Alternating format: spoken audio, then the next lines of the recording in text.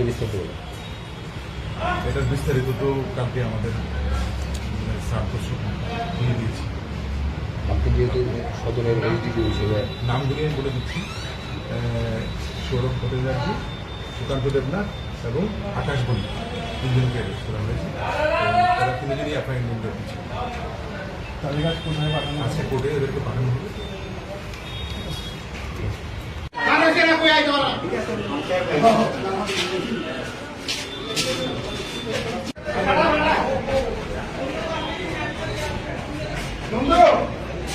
आप इतना दिन से मेरा मिजाज तो आपको समझ ही आ गया मैं किस तरह आदमी हूँ।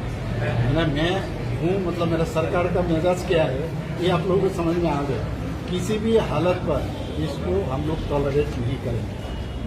और मैं ऑलरेडी ऊनकोटी में था, मुझे खबर मिला है तेलियामुड़ा में और कुमारघाट में इस तरह गाड़ी रुक के ये लोग दंगा ले। मैं इनको तुरंत मैंने एसपी को बोला जो होगा उसको पकड़ो, ऐसा नहीं होगा।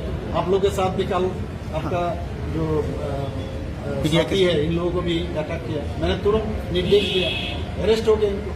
हम छोड़ेंगे नहीं, ये सब नहीं, ये सब नहीं है। ये सरकार का एकदम क्लियर कट विजन है। जहाँ भी होगा जो जो मैंने लीडर का लोग हो, जो पार्टी का हो, कोई समझ मेरे साथ हो रही है कि इनको छोड़ दो, वो हम करेंगे।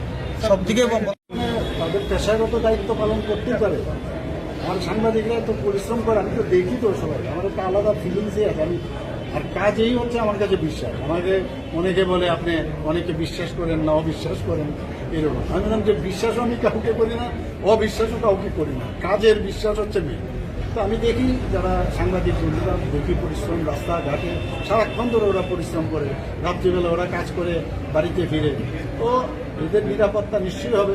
কিন্তু ঘটনা যখন ঘটে যায় দেখতে হবে যে ঘটনার পরিপ্রেক্ষিতে কোনো অ্যাকশন নিচ্ছি কি।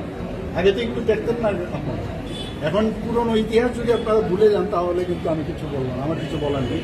কী হতো আগে, মানে 35 বছর থেকে শুরু করে কী ছিল, আমরা তো এখন অন্তত আপনাদের কাছে ইজ অফ অ্যাপ্রোচ কিন্তু এখন আছে। আপনারা আসতে পারেন, বলতে পারেন, বললে আমি সাথে সাথে অ্যাকশন